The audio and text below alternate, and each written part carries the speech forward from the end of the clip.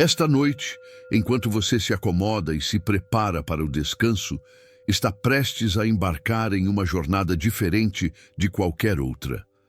Não através de oceanos ou continentes, mas profundamente na sabedoria dos ensinamentos budistas antigos que trouxeram paz a mentes perturbadas por milhares de anos. Esta não é apenas uma lição a ser aprendida, mas uma experiência a ser vivida.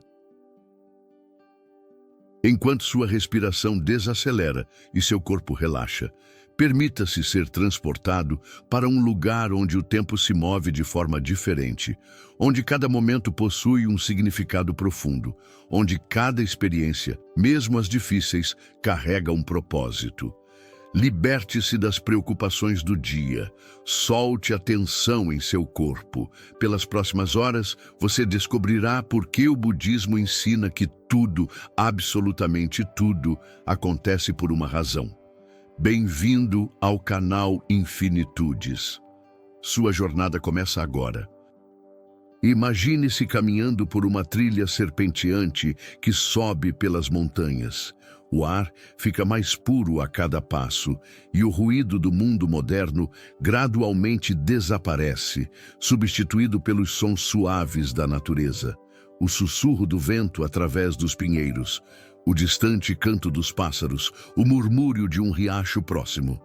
Você está se aproximando de um mosteiro budista tradicional, um lugar onde a sabedoria milenar é preservada e praticada diariamente. À medida que você se aproxima dos portões do mosteiro, um monge jovem aparece no caminho. Seu nome é Tenzin, e ele será seu guia nesta jornada extraordinária. Vestindo túnicas cor de açafrão que brilham suavemente sob a luz dourada do entardecer, ele o cumprimenta com as palmas das mãos unidas em frente ao peito. "Bem-vindo, viajante", diz Tenzin com uma voz calma e acolhedora. "Vejo que você veio em busca de compreensão. Este mosteiro tem sido um farol de sabedoria por mais de 500 anos. Aqui você não apenas ouvirá sobre os ensinamentos do Buda, mas os experimentará em cada momento de sua estadia. Enquanto vocês caminham pelos portões de madeira entalhada, Tenzin explica.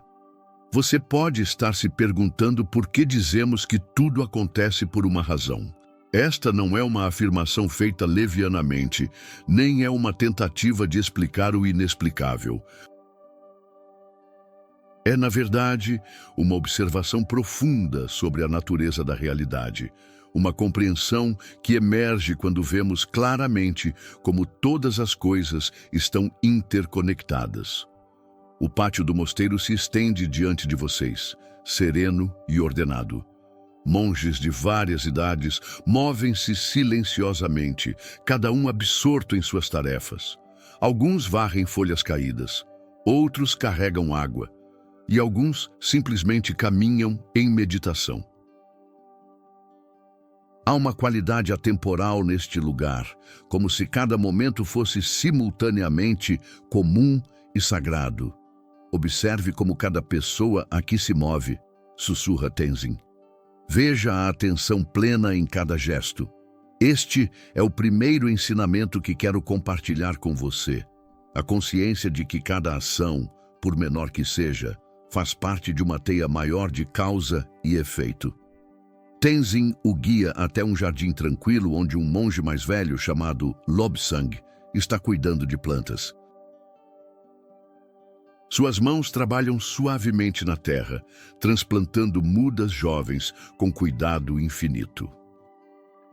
"Mestre Lobsang", diz Tenzin respeitosamente, "nosso visitante gostaria de compreender por que ensinamos que tudo acontece por uma razão."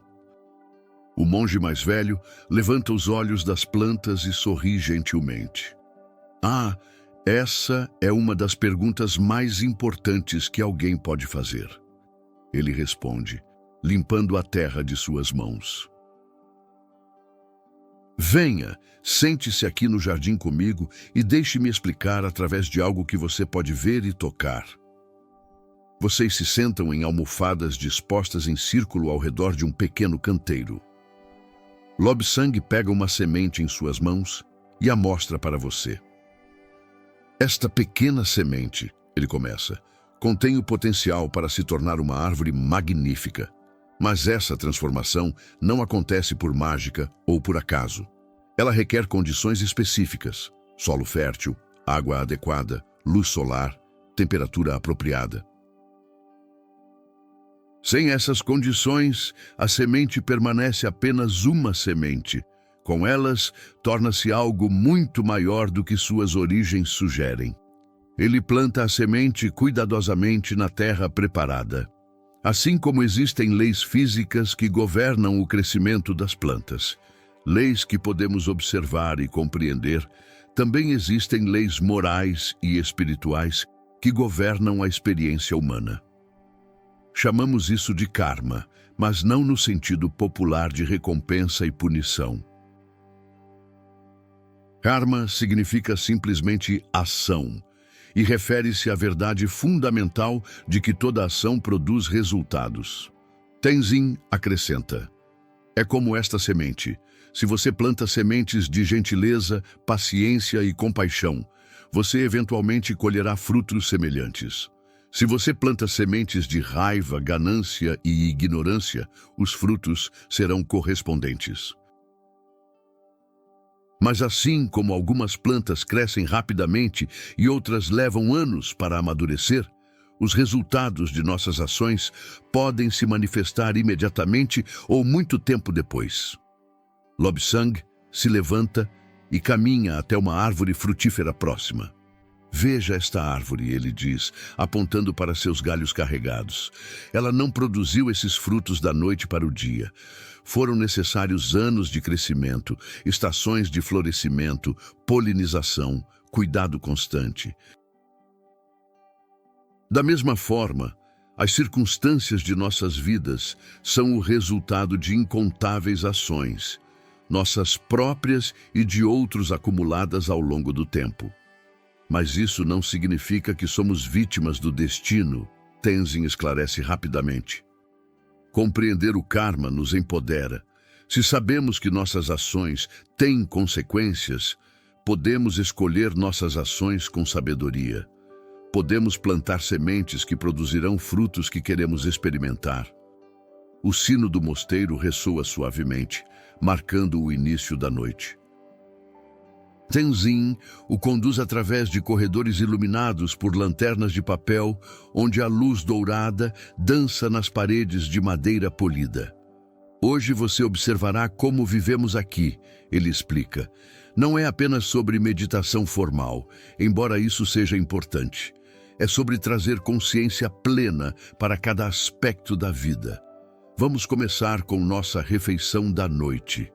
Vocês entram em um salão grande onde dezenas de monges estão sentados em filas ordenadas. O silêncio é profundo, mas não vazio. Está cheio de uma qualidade de atenção que você pode quase sentir. Cada pessoa está completamente presente, focada no ato simples de comer. Tenzin sussurra: observe como cada um segura sua tigela, como mastigam lentamente, como expressam gratidão silenciosa por cada bocado. Esta é a meditação em ação. Quando comemos dessa forma, não estamos apenas nutrindo nossos corpos, estamos nos conectando com toda a rede de seres que tornaram esta refeição possível. Ele aponta discretamente para o arroz em sua tigela. Este grão cresceu sob o sol e a chuva, foi plantado e colhido por mãos trabalhadoras, foi transportado por muitas pessoas até chegar aqui. O mesmo vale para cada vegetal, cada especiaria. Quando reconhecemos isso, nossa gratidão se torna natural e profunda. Após a refeição, vocês se juntam aos monges na limpeza silenciosa do salão. Não há pressa, não há conversas desnecessárias. Cada movimento é deliberado e consciente. Veja como eles lavam as tigelas. Tenzin observa. Não estão pensando em terminar rapidamente para fazer outra coisa. Estão completamente absortos no ato de limpar. Esta é uma lição profunda. Não há tarefa mundana demais para merecer nossa atenção completa. Na verdade, é frequentemente nas atividades mais simples que encontramos a maior paz. Um monge jovem chamado Pemba se aproxima, carregando um pano para secar as tigelas. Tenzin o apresenta, explicando que Pemba chegou ao mosteiro apenas 2 anos atrás, vindo da agitação de uma cidade grande. No início, Pemba compartilha com uma voz suave: eu achava que toda essa atenção aos detalhes era desnecessária. Eu queria pular direto para os ensinamentos importantes, para as meditações profundas. Mas aprendi que esta atenção às pequenas coisas é o ensinamento mais importante de todos. Quando você pode lavar uma tigela com completa presença, você está preparado para as lições mais profundas da vida. Quando a limpeza está completa, os sinos soam novamente, chamando todos para a meditação vespertina. Vocês se dirigem ao salão principal de meditação, um espaço vasto com teto alto e janelas que permitem a entrada da luz suave do entardecer. Cushions estão dispostos em fileiras perfeitas, e cada monge se senta em sua posição designada com uma familiaridade que fala de anos de prática. Tenzin o guia para um lugar no fundo, onde você pode observar sem perturbar a prática dos outros. Esta não é apenas uma sessão de relaxamento, Tenzin explica em voz baixa. É um treinamento da mente. Você aprenderá a observar seus próprios pensamentos e emoções sem ser arrastado por eles. É aqui que começamos a compreender verdadeiramente como tudo acontece por uma razão. O abade do mosteiro, um homem idoso chamado Geshe Thupten, toma seu lugar na frente do salão. Sua presença é ao mesmo tempo humilde e majestosa, como uma montanha que permaneceu imóvel por eras. Quando ele fala, sua voz ressoa suavemente pelo espaço silencioso. Meus queridos praticantes, ele começa, esta noite exploraremos a natureza da mente e como ela cria nossa experiência da realidade. Fechem os olhos e comecem observando simplesmente a respiração. Não tentem controlá-la ou mudá-la, apenas observem como ela flui naturalmente. Você fecha os olhos e segue as instruções. Inicialmente, sua mente está cheia dos eventos do dia, pensamentos correndo como cavalos selvagens. Mas gradualmente, enquanto você mantém sua atenção na respiração, um tipo diferente de consciência emerge. Agora, continua a voz do Geshe, observem os pensamentos que surgem. Não os julguem como bons ou ruins, não tentem pará-los ou segurá-los. Simplesmente observem como eles aparecem na consciência, permanecem por um momento e depois desaparecem, como nuvens passando pelo céu. Minutos passam em silêncio. Você começa a notar algo extraordinário. Os pensamentos realmente surgem e desaparecem por si mesmos. Não há você criando-os. Não há você tendo que se livrar deles. Eles simplesmente aparecem e desaparecem como ondas no oceano da consciência. Esta observação, a voz gentil continua, é o início da sabedoria. Vocês estão começando a ver que não são seus pensamentos. Vocês são a consciência que observa os pensamentos. E uma vez que percebem isso, começam a compreender como tudo em suas vidas surge das mesmas condições, pensamentos, emoções, circunstâncias externas. Após o período de observação dos pensamentos, Geshe Thupten os guia mais profundamente. Agora, expandam sua consciência. Observem não apenas os pensamentos, mas as emoções que surgem. Talvez sintam impaciência, talvez paz, talvez curiosidade. Qualquer que seja a emoção, aplicem a mesma qualidade de observação gentil. você nota uma ligeira irritação surgindo, talvez porque sua perna está começando a adormecer, ou porque parte de você quer que a meditação termine logo. Mas, em vez de resistir a essa irritação ou se sentir culpado por ela, você simplesmente a observa. E algo surpreendente acontece. Quando você para de lutar contra a irritação, ela começa a se dissolver naturalmente. Excelente, diz o Geshe, como se pudesse sentir o que está acontecendo em cada mente presente.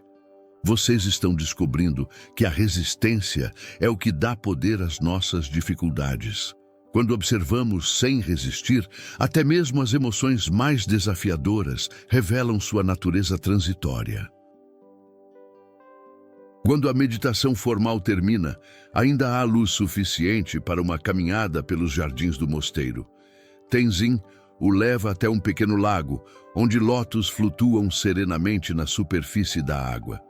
A luz do poente cria reflexos dourados que dançam suavemente com a brisa. A flor de lótus, diz Tenzin, apontando para uma flor particularmente bela que se abriu completamente, é um símbolo central nos ensinamentos budistas. Você sabe por quê? Você observa a flor pristina, suas pétalas brancas puras, contrastando com as folhas verdes que flutuam na superfície da água escura. Pela sua beleza, você sugere. Tenzin sorri. A beleza é apenas parte da história. Observe mais de perto. Veja onde ela cresceu.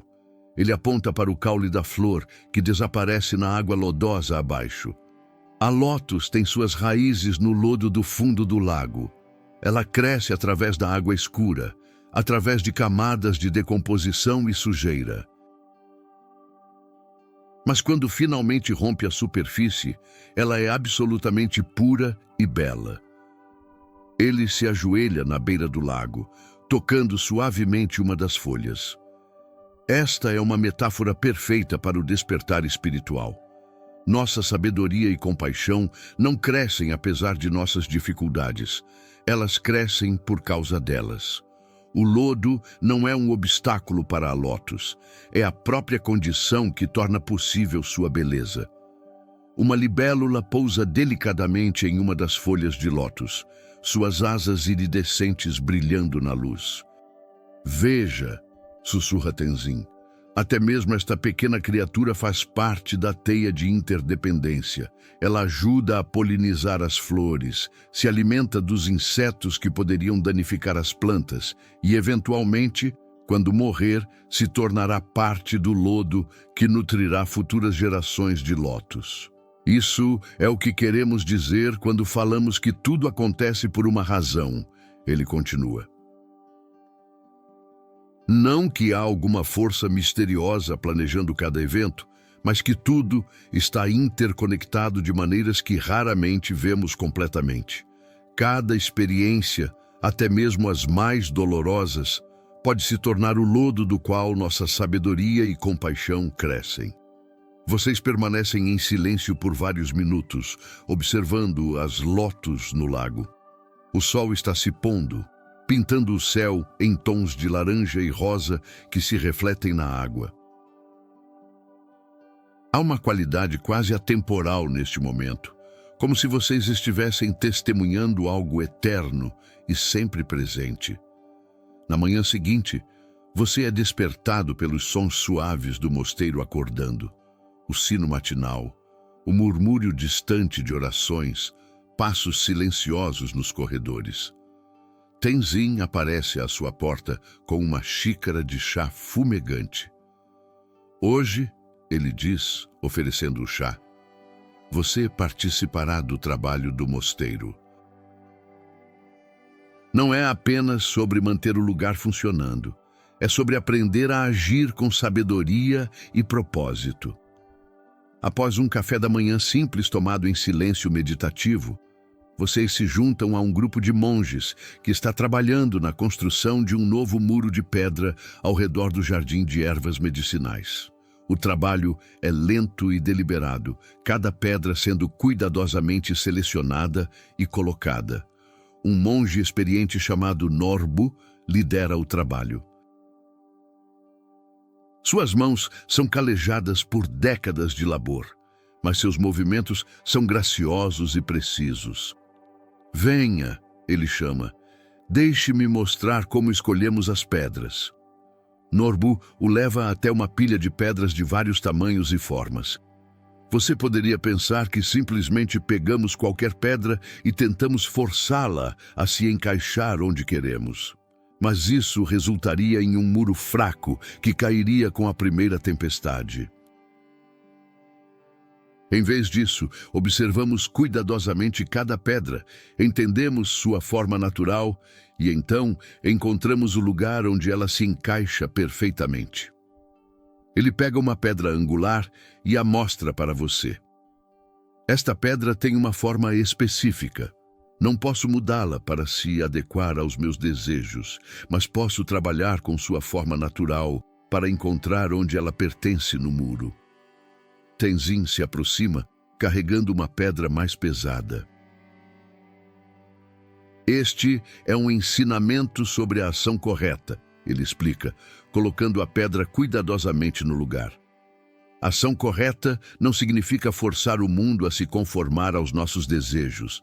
Significa compreender as condições que existem e trabalhar habilmente com elas. Vocês passam a manhã trabalhando no muro e você gradualmente compreende o que eles querem dizer.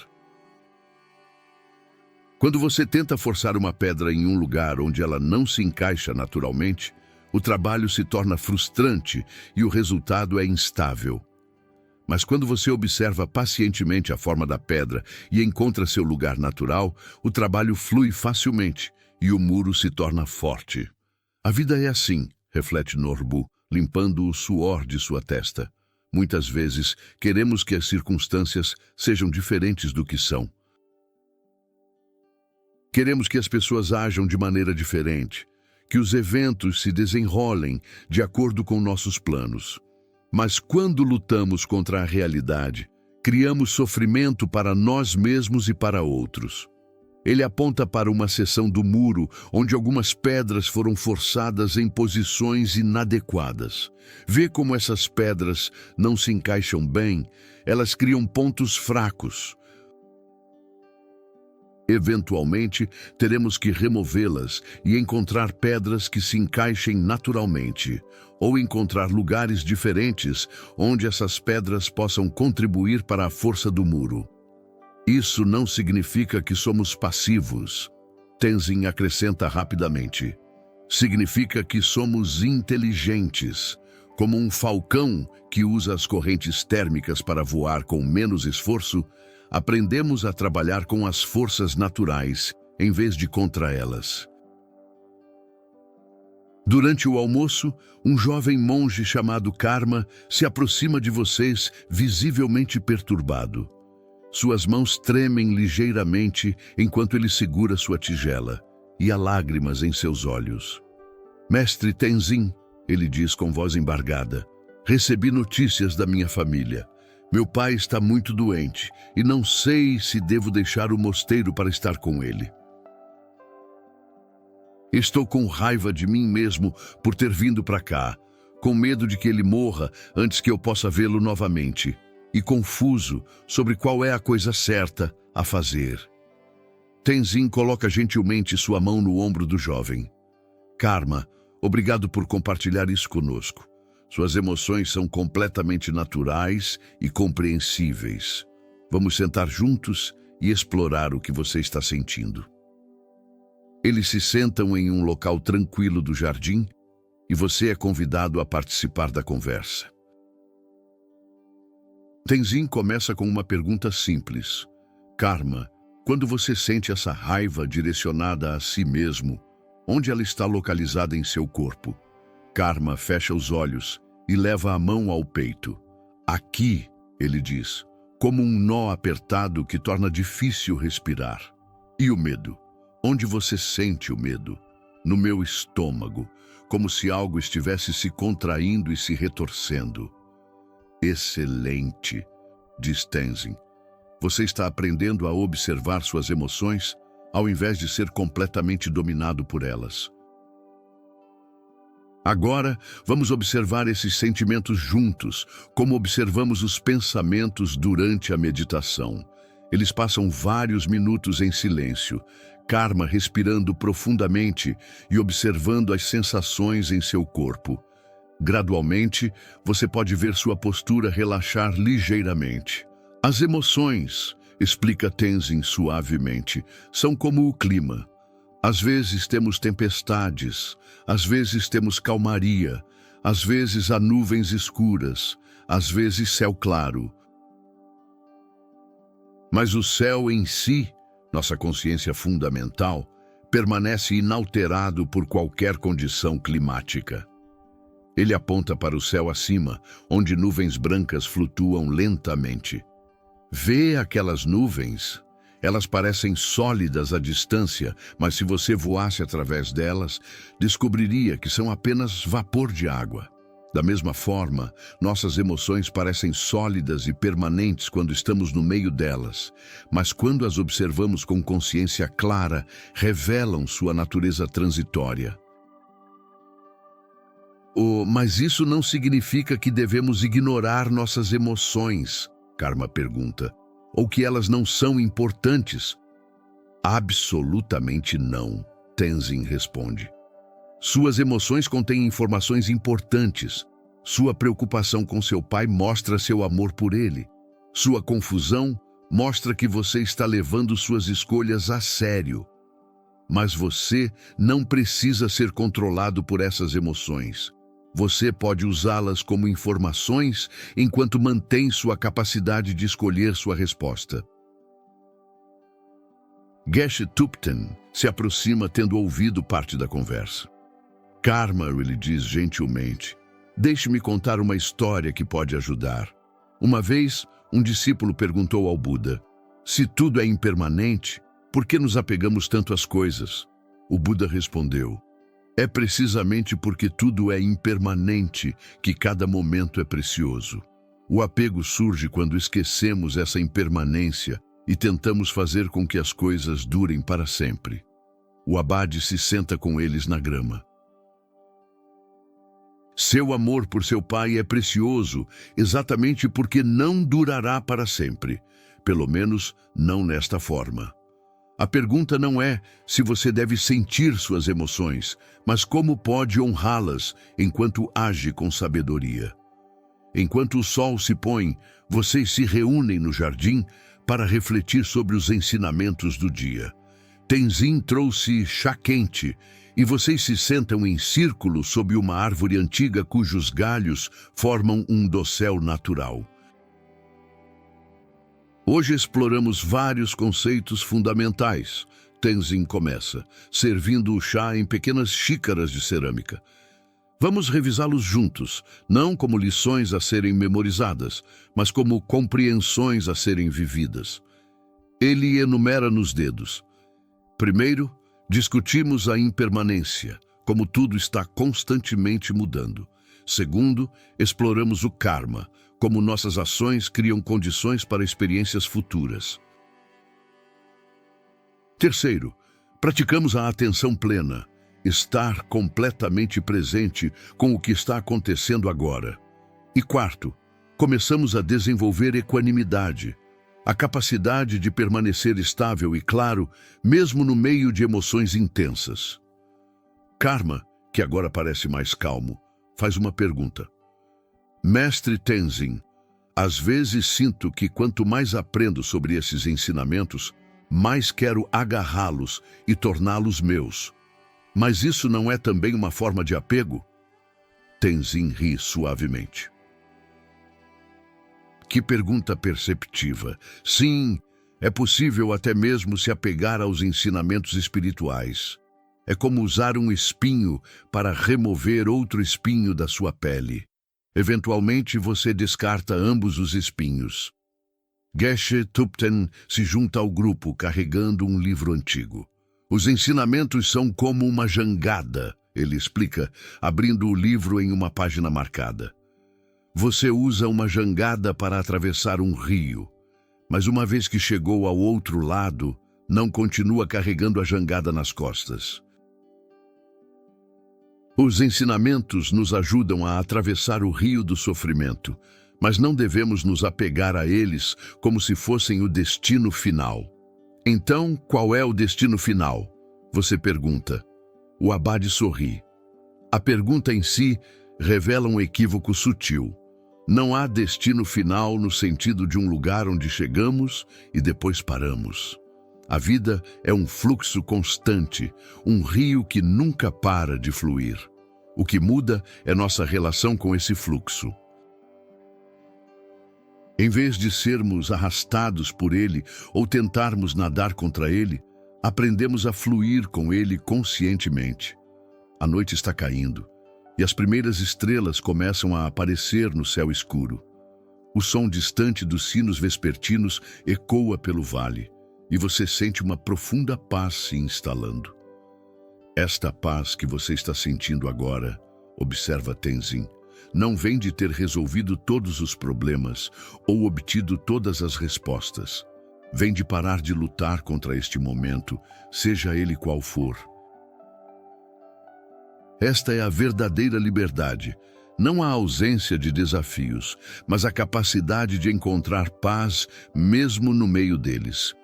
Você acorda antes do amanhecer com o som suave dos tambores chamando os monges para a meditação matinal. Há algo diferente na qualidade de sua consciência, uma clareza e tranquilidade que não estavam lá antes. Tenzin o encontra no pátio, onde alguns monges já estão praticando tai chi lento e meditativo. Os movimentos fluem como água, cada gesto conectado ao próximo em uma dança contínua de consciência incorporada. Como você dormiu?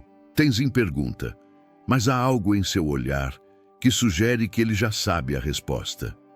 Profundamente, você responde. E curiosamente, quando acordei, não havia aquela correria usual de pensamentos sobre o que preciso fazer hoje. Havia apenas quietude. Isso é natural, ele diz, sorrindo. Quando a mente para de lutar contra o momento presente, ela naturalmente se instala em sua condição de clareza fundamental. É como um lago. Quando não há vento para agitar a superfície, a água se torna naturalmente calma e reflexiva. Vocês se juntam aos monges para a meditação matinal no salão principal. Desta vez, você nota que se sentar em silêncio não parece uma disciplina ou esforço. É mais como voltar para casa, para um lugar de descanso natural. Durante a meditação, Geshe Thupten oferece uma nova orientação. Hoje exploraremos a natureza da compaixão. Comecem direcionando gentileza amorosa para vocês mesmos. Reconheçam que, como todos os seres, vocês querem ser felizes e livres do sofrimento. Você segue a instrução e, surpreendentemente, sente uma onda de ternura genuína por si mesmo. Não narcisismo ou autoindulgência, mas uma gentileza incondicional como a que você poderia sentir por uma criança pequena. Agora expandam essa gentileza para incluir alguém que amam. Continua a voz do abade. Reconheçam que eles também querem ser felizes e livres do sofrimento, exatamente como vocês. A prática continua, expandindo gradualmente o círculo de compaixão para incluir pessoas neutras, pessoas difíceis e, finalmente, todos os seres. O que você descobre é surpreendente. Quando para de proteger seu coração, quando para de dividir o mundo entre eu e eles, uma compaixão natural emerge espontaneamente. Após o café da manhã, Tenzin o leva para uma caminhada pela floresta circundante. O caminho serpenteia através de árvores antigas e, ocasionalmente, vocês passam por pequenos santuários onde gerações de praticantes vieram para contemplar e orar. Há uma pergunta, Tenzin diz enquanto vocês caminham, que muitas pessoas fazem quando começam a explorar os ensinamentos budistas. É uma pergunta importante e merece uma resposta cuidadosa. Vocês param em uma clareira onde há um banco de pedra voltado para um vale extenso.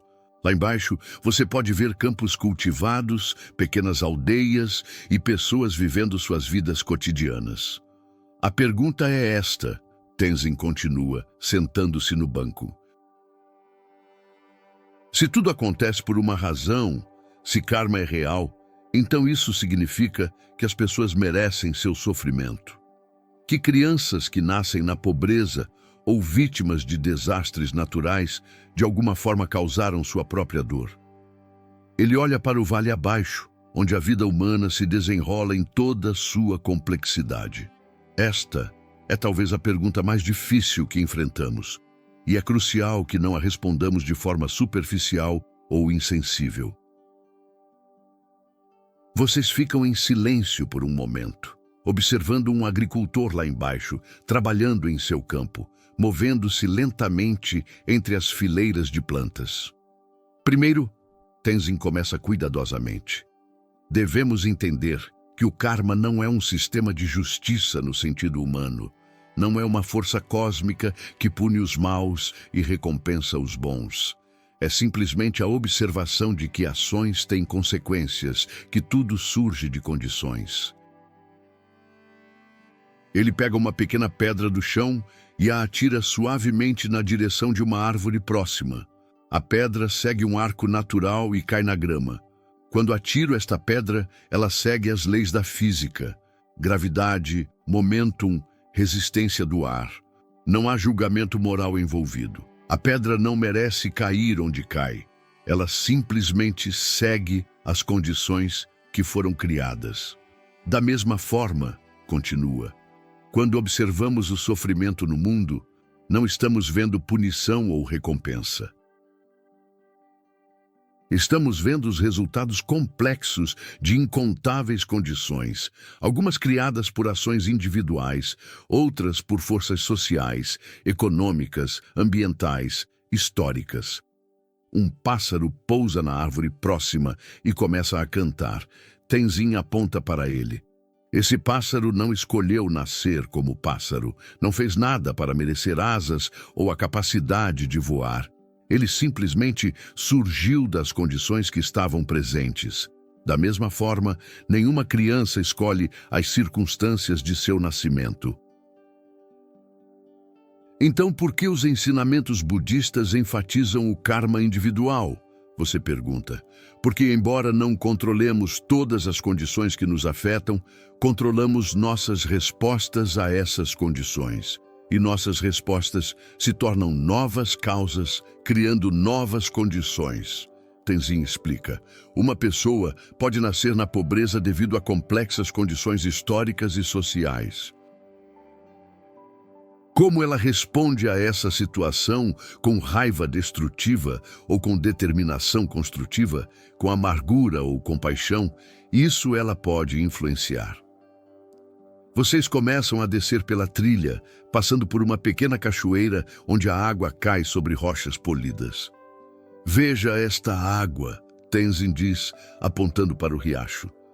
Ela não escolhe o curso que segue, ela flui de acordo com a topografia da terra, os obstáculos que encontra, a quantidade de chuva. Mas observe como ela responde aos obstáculos. Ela não luta contra as rochas, ela as contorna ou as desgasta suavemente ao longo do tempo. A sabedoria budista não nos ensina a aceitar passivamente a injustiça ou a culpar as vítimas por seu sofrimento. Ensina-nos a entender as condições que criam sofrimento para que possamos trabalhar habilmente para mudá-las. De volta ao mosteiro, vocês encontram Geshe Thupten na biblioteca, cercado por textos antigos e manuscritos cuidadosamente preservados. A luz da tarde entra pelas janelas altas, iluminando as páginas antigas com uma qualidade dourada.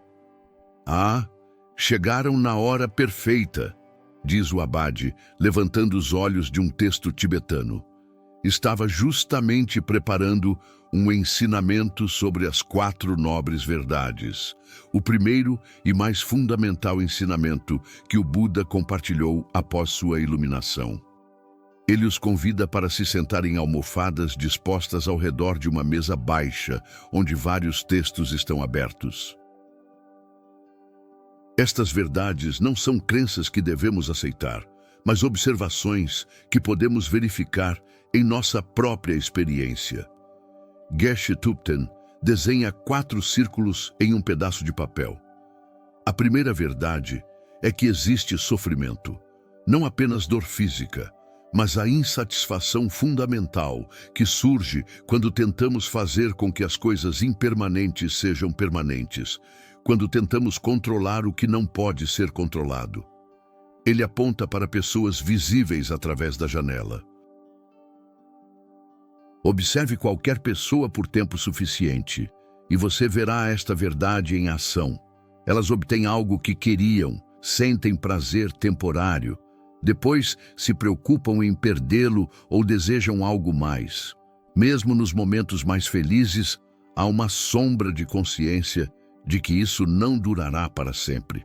A segunda verdade, continua, preenchendo o segundo círculo, é que este sofrimento tem uma causa, não surge do nada.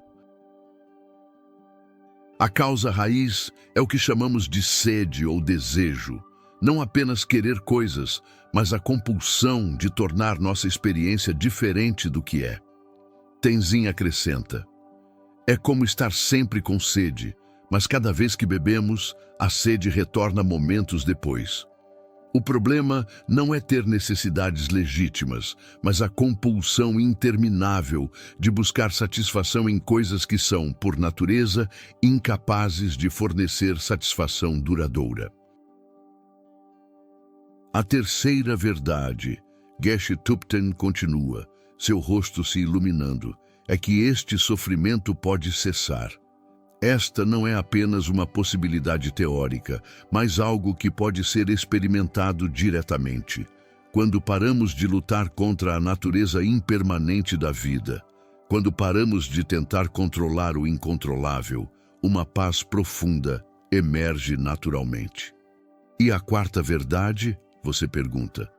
A quarta verdade é que existe um caminho para o fim do sofrimento. Não um caminho místico ou impossível, mas um conjunto prático de disciplinas que qualquer pessoa pode seguir. Ele puxa outro texto, este mostrando um diagrama de uma roda com 8 raios. Este é o caminho óctuplo. Não são etapas a serem seguidas em ordem, mas aspectos integrados de uma vida desperta. Ele aponta para cada raio. Visão correta, ver as coisas como realmente são, incluindo a impermanência e interdependência. Intenção correta, cultivar motivações de compaixão e sabedoria ao invés de ganância e ódio. Continuando ao redor da roda, fala correta, usar palavras que curam ao invés de ferir. Ação correta, agir de maneiras que reduzem o sofrimento para si mesmo e outros. Meio de vida correto, ganhar a vida de forma que não cause dano. Esforço correto, aplicar energia de forma equilibrada, nem muito tensa, nem muito relaxada. Atenção plena correta, manter consciência clara do que está acontecendo no momento presente. E concentração correta, desenvolver a capacidade de focar a mente de forma estável e clara. Pemba, o jovem monge que vocês conheceram antes, entra na biblioteca carregando uma bandeja de chá. Mestre, ele diz timidamente, posso fazer uma pergunta sobre o caminho óctuplo? Claro, Pemba. O que você gostaria de saber? Às vezes me sinto sobrecarregado tentando praticar todos esses aspectos ao mesmo tempo. É como tentar manter 8 pratos girando no ar simultaneamente. Geshe Thupten ri carinhosamente. Essa é uma preocupação comum e compreensível. Mas lembre-se, estes não são 8 caminhos separados. São aspectos de uma única maneira de viver. Quando você pratica a atenção plena correta, naturalmente começa a ver as coisas mais claramente, o que é visão correta. Esta clareza influencia suas intenções, sua fala, suas ações. É como aprender a tocar um instrumento musical. Tenzin acrescenta. No início, você precisa pensar conscientemente sobre onde colocar cada dedo, como segurar o instrumento, como respirar. Mas, eventualmente, todos esses elementos se integram em uma experiência fluida e natural. A tarde está avançando e os sinos chamam novamente para a meditação. Desta vez, Geshe Thupten conduz uma prática especial no jardim sob a mesma árvore onde vocês beberam chá na noite anterior. Hoje exploraremos um dos ensinamentos mais profundos do Buda, a origem dependente. Ele anuncia para o grupo de cerca de 20 monges e alguns visitantes como você. Este ensinamento revela como todas as coisas surgem em dependência de outras coisas. Nada existe independentemente ou por si mesmo. Vocês se sentam em círculo na grama, a árvore fornecendo sombra suave. Fechem os olhos, Geshe Thupten instrui, e tragam à mente uma experiência recente de felicidade, talvez um momento de paz durante a meditação ou a satisfação de completar uma tarefa. Você pensa no sentimento de paz que experimentou na manhã anterior, observando as flores de lótus no lago. Agora, continua a voz do abade, investiguem as condições que tornaram possível essa experiência de felicidade. Não apenas as condições óbvias e imediatas, mas todas as condições contributivas que conseguirem perceber. Você começa a desdobrar as camadas. A paz dependia de estar no jardim, que dependia de ter vindo ao mosteiro, que dependia de ter tempo livre, que dependia de incontáveis decisões e circunstâncias que levaram você até aqui. O jardim dependia do trabalho dos monges, que dependia dos ensinamentos que receberam, que dependiam de uma linhagem de professores remontando a milhares de anos. Continuem expandindo. A voz gentil os encoraja. Vejam como essa experiência dependia de ter um corpo capaz de percepção, que dependia de alimento, que dependia de agricultores, sol, chuva, solo, dependia de ter uma mente capaz de consciência, que dependia de condições que se estendem muito além de qualquer compreensão individual. Minutos passam em contemplação silenciosa. Gradualmente, uma imagem começara a emergir em sua mente, não de itens separados, conectados por linhas, mas de um campo unificado de existência onde tudo surge simultaneamente em dependência mútua. Esta não é apenas uma reflexão intelectual, Geshe Thupten observa suavemente. Quando realmente vemos a origem dependente, nossa experiência de separação começa a se dissolver. Começamos a compreender que a ideia de um eu completamente independente é uma construção mental útil, mas não uma realidade última. Você abre os olhos e olha ao redor do círculo. Cada face parece simultaneamente única e universal. Cada pessoa claramente individual e, ainda assim, parte de algo muito maior do que eles mesmos. Isso não significa que não existimos como indivíduos, Tenzin acrescenta, percebendo talvez alguma confusão em sua expressão. Significa que nossa existência individual é como uma onda no oceano claramente distinguível, mas nunca separada do oceano maior. Enquanto o grupo se dispersa após a meditação, Norbu, o monge que estava liderando o trabalho de construção do muro, se aproxima com uma expressão pensativa. Geshe-la, ele diz, usando o termo respeitoso para o abade, posso compartilhar uma história que pode ilustrar os ensinamentos de hoje? Por favor, Norbu, suas histórias sempre trazem sabedoria prática. Norbu se senta na grama e outros monges se reúnem ao redor, como crianças se preparando para uma história na hora de dormir. Há muitos anos, Norbu começa, Quando eu era jovem e havia acabado de chegar a este mosteiro, vi algo que me perturbou profundamente. Estava caminhando pelos jardins quando observei um escorpião caído de costas, lutando para se virar. Sem pensar, estendi a mão para ajudá-lo. Ele pausa, mostrando uma pequena cicatriz em seu dedo indicador. Claro, o escorpião me picou. Doeu consideravelmente e eu me afastei, chateado, mas depois de um momento vi que o escorpião ainda estava lutando, então tentei ajudá-lo novamente, e novamente ele me picou. Alguns dos monges mais jovens riem suavemente, reconhecendo a própria tendência de repetir erros. Neste ponto, Norbu continua, meu professor, que havia estado observando de longe, se aproximou.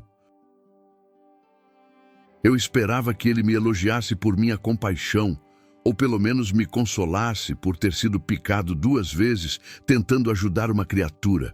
Em vez disso, ele me disse, Norbu, você está sendo muito arrogante. Fiquei chocado. Como a compaixão poderia ser arrogante? Geshe Thupten se inclina para a frente, claramente conhecendo esta história, mas apreciando sua reconstrução. Meu professor explicou. Você assumiu que sabia o que o escorpião precisava. Você assumiu que estar de costas era um problema para ele. Você assumiu que sua intervenção era necessária e bem-vinda. Mas você observou o suficiente para realmente entender a situação. Norbu pega um graveto e desenha na terra. Então ele me mostrou algo que eu havia perdido completamente. O escorpião não havia caído acidentalmente. Estava se preparando para mudar de pele, um processo natural que requer que eles se deitem de costas e se contorçam de forma específica. Minha ajuda estava, na verdade, atrapalhando um processo vital. A partir daquele dia, ele continua, aprendi a observar muito mais cuidadosamente antes de assumir que entendo uma situação. Quantas vezes julgamos eventos em nossas vidas ou nas vidas de outros com base em informações incompletas? Quantas vezes nos precipitamos para consertar coisas que podem não estar quebradas? Tenzin se dirige a você. Isso é particularmente relevante quando pensamos sobre por que as coisas acontecem. Frequentemente vemos apenas uma pequena parte de uma situação muito complexa, mas julgamos como se tivéssemos a imagem completa. Então devemos ser passivos? Pergunta Karma, o jovem monge que estava lutando com a notícia sobre o pai doente. Não devemos tentar ajudar quando vemos sofrimento? Não, Norbu responde firmemente. Devemos ser responsivos, mas não reativos. Devemos ser compassivos, mas também sábios. A diferença está na qualidade de nossa atenção e na profundidade de nossa compreensão. Enquanto a noite se aproxima, você nota que Karma ainda parece preocupado com a situação de seu pai. Durante a refeição vespertina, ele mal toca na comida, perdido em pensamentos. Após a refeição, Tenzin sugere que vocês se reúnam em uma sala menor para uma discussão mais íntima sobre como trabalhar com emoções difíceis. Karma. Tenzin começa gentilmente. Você poderia nos contar mais sobre o que está experimentando? Às vezes, falar sobre nossas dificuldades com outros pode trazer clareza. Karma respira fundo.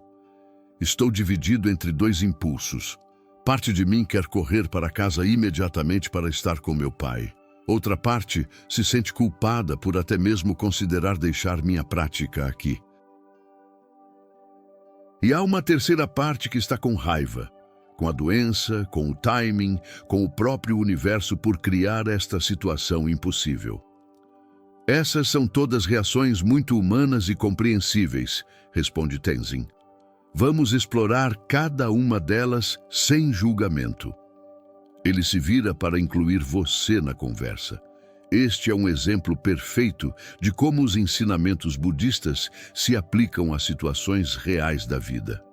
Não praticamos apenas para ter experiências pacíficas durante a meditação. Praticamos para que, quando a vida nos apresentar escolhas difíceis, possamos responder com sabedoria ao invés de reagir com confusão.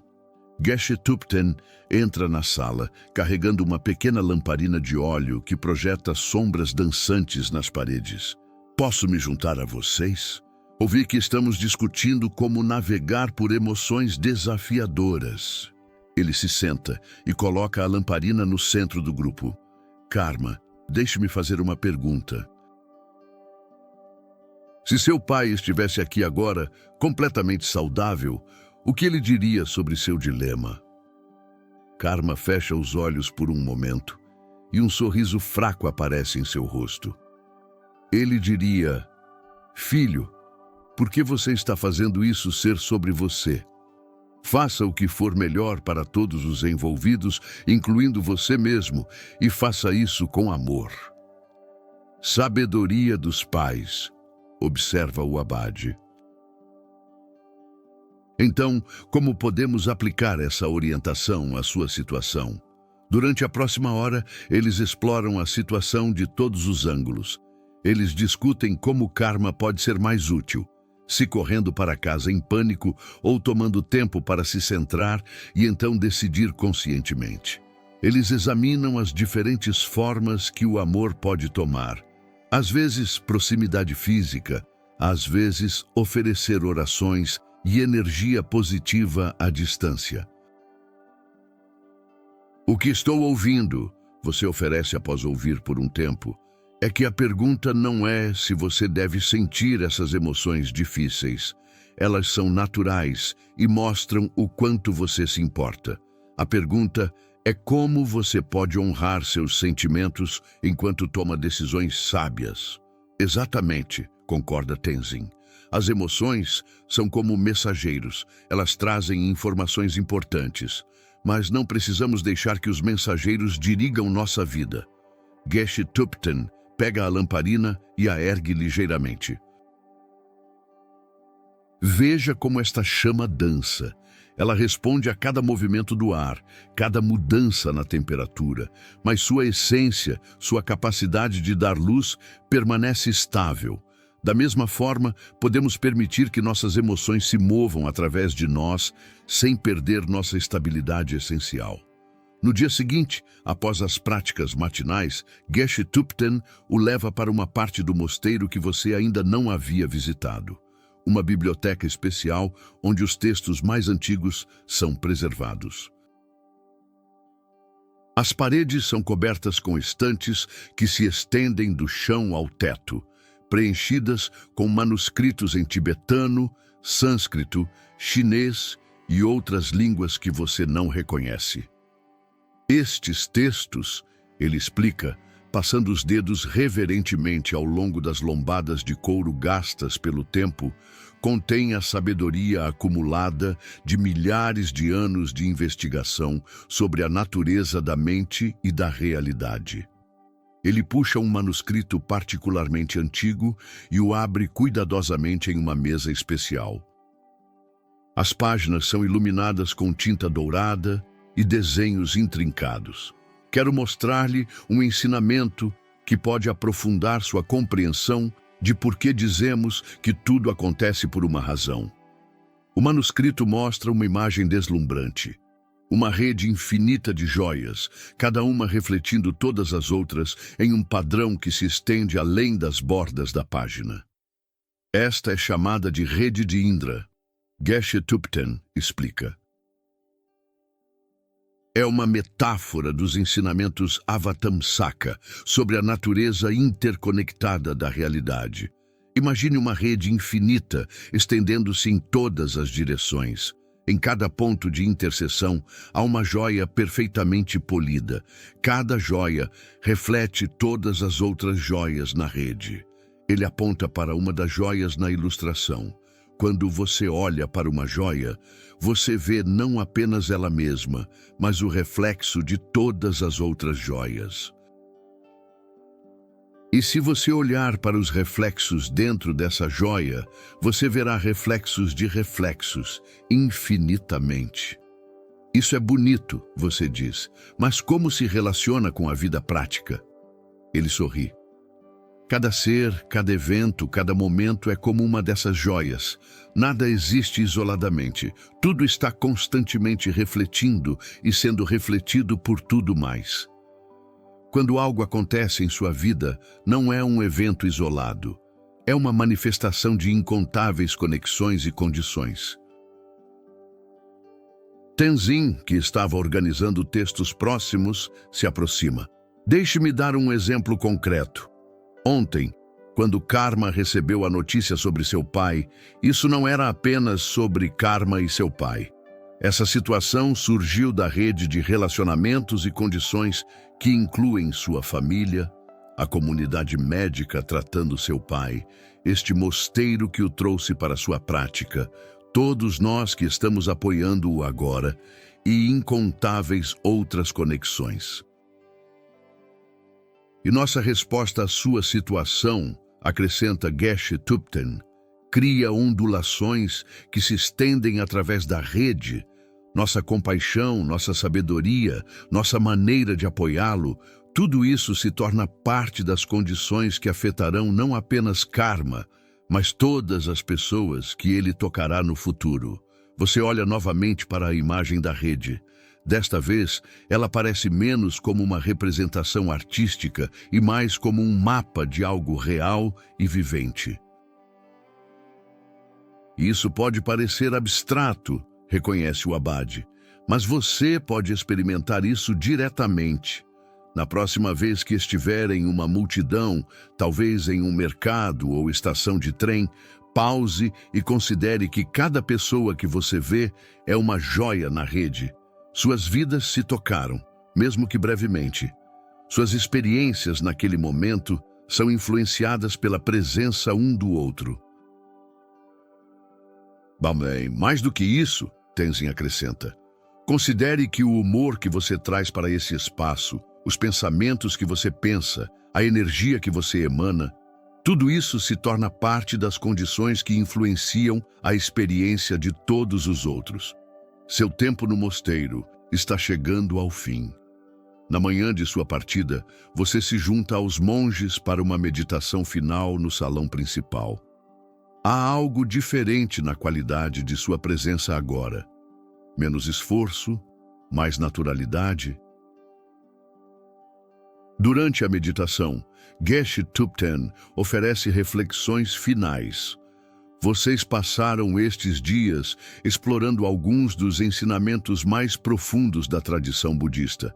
Mas lembrem-se, estes ensinamentos não são propriedade dos budistas. São observações sobre a natureza da realidade que qualquer pessoa pode verificar através de sua própria experiência. Sua voz ecoa suavemente pelo salão silencioso. Quando retornarem ao mundo além destes muros, não tentem se agarrar a experiências especiais ou estados elevados de consciência. Em vez disso, levem consigo a capacidade de encontrar o sagrado no comum, de ver as conexões no que parece separado, de responder com sabedoria ao que antes causava reação. Após a meditação, você faz uma caminhada final pelos jardins com Tenzin. O sol da manhã está brilhando através das árvores, criando padrões de luz e sombra que dançam suavemente no chão.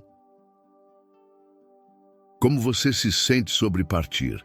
Tenzin pergunta. Estranhamente em paz, você responde. Antes de vir aqui, eu sentia como se estivesse constantemente lutando contra a vida, contra circunstâncias que eu não queria, contra pessoas que não se comportavam como eu achava que deveriam, contra meus próprios pensamentos e emoções. Vocês param perto do lago onde vocês observaram as flores de lótus no primeiro dia. As flores ainda estão lá, algumas em plena floração, outras em vários estágios de crescimento e declínio. E agora? Ele pergunta.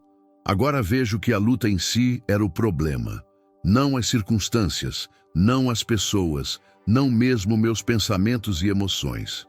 Era minha resistência a eles que criava sofrimento. Tenzin sorri. Isso é uma compreensão profunda. Mas cuidado para não transformar isso em uma nova regra rígida. Nunca devo resistir a nada. Às vezes, a ação apropriada requer que nos oponhamos a condições prejudiciais. A diferença está na qualidade da mente que trazemos para essa ação. Ele pega uma pedra pequena da beira do lago, lisa e polida pela água ao longo do tempo. Vê como esta pedra se tornou suave. Não foi lutando contra a água, mas sendo moldada por ela ao longo do tempo.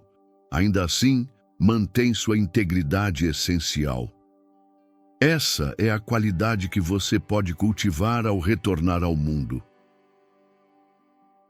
Permita que as experiências da vida o moldem, sem perder sua essência. Responda às condições, sem ser controlado por elas. Haja quando a ação for necessária, descanse quando o descanso for apropriado. Você está pronto para partir. Sua pequena mochila está preparada e você se despede dos monges que se tornaram como família durante sua estadia. Cada despedida é ao mesmo tempo tocante e tranquila, a tristeza pela separação, mas também alegria pelas conexões feitas e pela sabedoria compartilhada. Karma decidiu ficar mais um dia para completar uma prática especial de dedicação de mérito para seu pai, antes de fazer sua própria jornada para casa. Agora sei que posso estar verdadeiramente presente com ele, independentemente de sua condição física. Ele compartilha. Essa é a maior oferenda que posso fazer. Tenzin o acompanha na trilha da montanha pelos primeiros quilômetros. Vocês caminham principalmente em silêncio, absorvendo a beleza da paisagem montanhosa e a qualidade fresca do ar matinal. Há uma última coisa que quero compartilhar. Tenzin diz quando chegam a um ponto de vista que oferece uma vista panorâmica do vale abaixo. Às vezes, as pessoas acham que compreender os ensinamentos budistas torna a vida mais fácil, no sentido de que não haverá mais desafios ou dificuldades. Ele aponta para a trilha sinuosa que desce pela montanha. Como você pode ver, o caminho ainda tem suas curvas e declives. Ainda há pedras soltas e seções íngremes. O que muda não é o terreno, mas sua capacidade de navegar por ele. Você pode encontrar situações em sua vida que testam sua compreensão. Momentos quando parece impossível encontrar paz ou significado no que está acontecendo. Isso é normal e não significa que você falhou de alguma forma.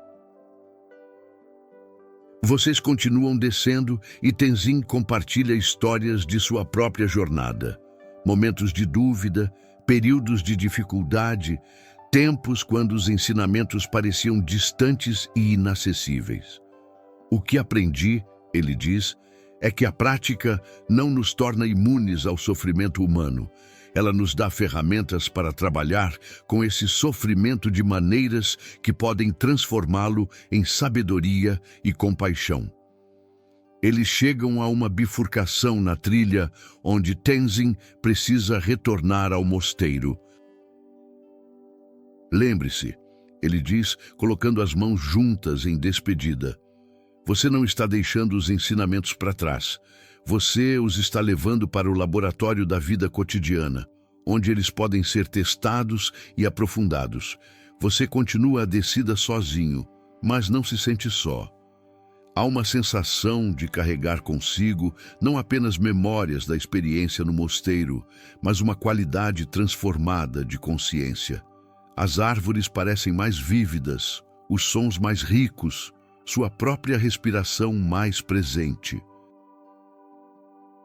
À medida que você se aproxima da estrada principal, onde pegará transporte de volta à cidade, você reflete sobre como os ensinamentos se aplicarão à sua vida cotidiana.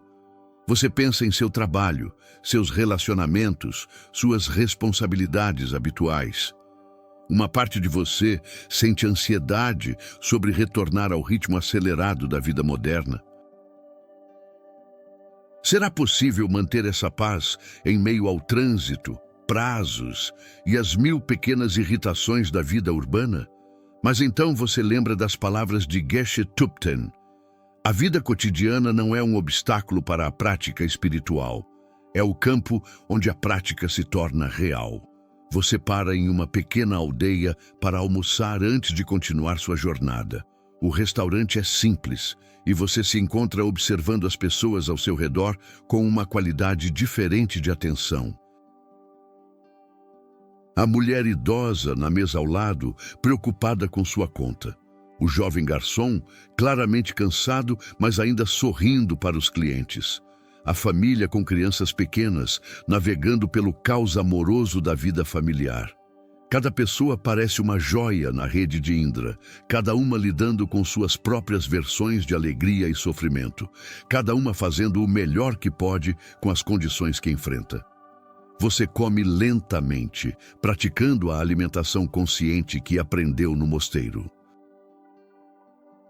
O sabor da comida parece mais rico quando você presta atenção totalmente a cada garfada.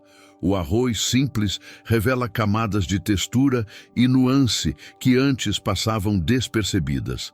Você mastiga devagar, sentindo a gratidão surgir naturalmente, pelos agricultores que plantaram os grãos, pelas chuvas que os nutriram, pelas mãos que prepararam esta refeição. O garçom se aproxima para servir mais chá e você o olha nos olhos, oferecendo um sorriso genuíno. Por um momento, algo passa entre vocês, um reconhecimento silencioso da humanidade compartilhada. Ele hesita, surpreendido pela qualidade de presença no seu olhar, e retribui o sorriso com uma calidez que transforma todo o seu rosto cansado. Obrigado, você diz, e a palavra carrega um peso diferente, mais pleno. Depois do almoço, você caminha pela pequena aldeia antes de pegar o ônibus. As casas simples, os jardins modestos, as pessoas indo e vindo com seus afazeres cotidianos, tudo isso parece imbuído de uma qualidade sagrada que você nunca havia notado antes. Não é que o mundo tenha mudado, é sua percepção que se transformou. Uma criança pequena tropeça e cai na sua frente, começando a chorar. Instintivamente, você se abaixa e a ajuda a se levantar, verificando se ela se machucou. A mãe se aproxima rapidamente, agradecendo, e você se vê naturalmente oferecendo compaixão sem qualquer esforço consciente. É como se a bondade amorosa praticada no mosteiro tivesse se tornado uma resposta automática. O ônibus que o leva de volta à cidade é um microcosmo de toda a condição humana. Passageiros dormem encostados uns nos outros, alguém conversa animadamente ao telefone sobre problemas familiares, um estudante lê com concentração intensa, uma mulher embala suavemente seu bebê que chora. Você se instala no seu assento e, em vez de se isolar com fones de ouvido ou mergulhar no celular como faria antes, você simplesmente observa. Mas não é uma observação julgamental ou distante. É testemunhar com compaixão o espetáculo da vida humana se desenrolando ao seu redor. O homem à sua frente está visivelmente estressado, checando o relógio repetidamente, digitando mensagens urgentes. Você o observa com compreensão, lembrando-se de como você mesmo costumava viver nesse estado de ansiedade constante. Uma oração silenciosa surge em seu coração. Que ele encontre paz, que ele seja livre do sofrimento. A paisagem urbana começa a aparecer através da janela. Prédios altos, trânsito intenso, outdoors coloridos competindo por atenção. Você sente uma leve contração no peito, uma resistência instintiva ao retornar a esse ambiente frenético. Mas então, respira fundo e pratica a aceitação radical aprendida nas sessões de meditação. Isto também é parte do caminho, você se lembra. A cidade não é menos sagrada que a montanha. Seus primeiros dias de volta à cidade são um campo de testes para tudo que aprendeu. No primeiro dia de trabalho, você chega cedo e se permite alguns minutos de meditação sentada na sua mesa antes que o escritório se encha de atividade. Quando a agenda lotada começa, você tenta manter a atenção plena em cada tarefa. Responder e-mails torna-se uma prática de comunicação consciente. Você lê cada mensagem completamente antes de responder. Escolhe suas palavras com cuidado. Mantenha gentileza mesmo diante de demandas irreazonáveis. Mas a vida moderna é implacável. Na reunião das 10 horas, seu chefe critica publicamente um projeto no qual você trabalhou por semanas.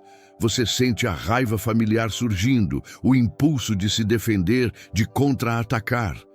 Por um momento, você está de volta aos seus velhos padrões reacionários. Então, respirando profundamente, você lembra da prática de Tonglen. Receber o sofrimento e dar paz. Você absorve a crítica sem resistência, reconhece os aspectos válidos e responde com equanimidade. Sua resposta calma desarma a tensão na sala e a reunião se torna mais produtiva. No almoço, em vez de comer apressadamente na mesa enquanto trabalha, você vai a um pequeno parque próximo. Você come devagar, observa as árvores, alimenta alguns pássaros com migalhas do seu sanduíche. Colegas passam por você, alguns comentando que você parece diferente, mais tranquilo. Nas semanas seguintes, você descobre que a transformação interior começa naturalmente a se irradiar para suas relações. Sua paciência com colegas difíceis aumenta. Você ouve mais profundamente quando amigos compartilham seus problemas, oferecendo presença em vez de conselhos não solicitados. Um amigo próximo, notando a mudança em você, pergunta o que aconteceu. Você hesita, incerto sobre como compartilhar sua experiência sem soar preachy ou místico demais. Então decide simplesmente ser honesto. Passei um tempo em um mosteiro tibetano, você diz. Aprendi algumas coisas sobre meditação, sobre como trabalhar com a mente. Ele se mostra interessado, admitindo que tem se sentido estressado e ansioso ultimamente. Você se oferece para ensinar-lhe algumas técnicas básicas de respiração consciente. É a primeira vez que você transmite os ensinamentos que recebeu, e você sente uma alegria profunda em compartilhar esses presentes. Gradualmente, um pequeno grupo se forma. Vocês se encontram uma vez por semana na sua casa para meditar juntos. Não é nada formal. Apenas amigos sentados em silêncio, apoiando uns aos outros na prática. Mas você percebe como a Sangha, a comunidade espiritual, fortalece a prática individual de cada um. Seria romântico imaginar que a iluminação obtida no mosteiro resolveu todos os seus problemas, mas a realidade é mais nuançada. Você ainda enfrenta momentos de raiva, ansiedade e frustração. A diferença está na sua relação com essas emoções. Onde antes você se identificava completamente com seus estados emocionais, eu estou com raiva. Agora há uma capacidade crescente de observá-los com algum distanciamento. A raiva está presente. Isso cria espaço para escolha consciente em vez de reação automática. Um dia particularmente desafiador testa todos os seus recursos. Um projeto importante fracassa devido a circunstâncias além do seu controle. Você recebe uma multa de trânsito injusta e descobre que um amigo próximo tem falado pelas suas costas. Ao final do dia, você se sente esgotado e desanimado. Por um momento, você questiona se toda a prática espiritual valeu a pena. Não seria mais fácil simplesmente reagir com raiva, culpar os outros, mergulhar na autocomiseração?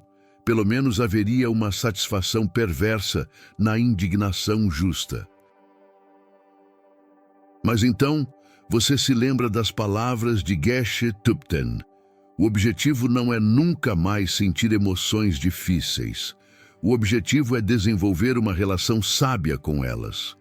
Você se senta para meditar, não para fugir das emoções difíceis, mas para estar presente com elas.